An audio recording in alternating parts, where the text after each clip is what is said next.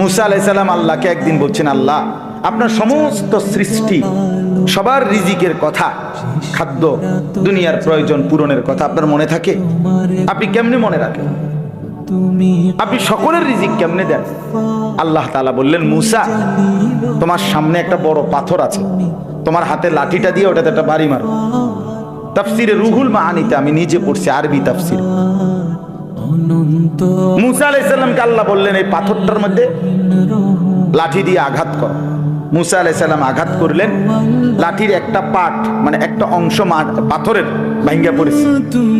মুসা আলাইহিস সালামকে আল্লাহ আবার বললেন, আবার লাঠি দিয়ে আঘাত করো। আবার বাড়ি দিলেন, পাথরের একটা অংশ আবার ভাঙ্গা পড়েছে। আল্লাহ বলেন, আবার মারো, আবার মারো। 4 বার মুসা নবী ওই বড় পাথরটার মধ্যে আঘাত করছে। 4 বারে মোটা মোটা 4টা টুকরা ভাঙ্গা ভাঙ্গা পড়ছে।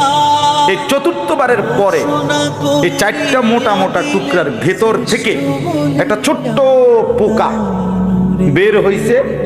মুসা আলাইহিস সালাম দেখতেছে এটার মুখের মধ্যে একটা ছোট্ট সবুজ একেবারে পিচ্চি পাতা, এটা কুটকুট কুটকুট করে খাইতেছে।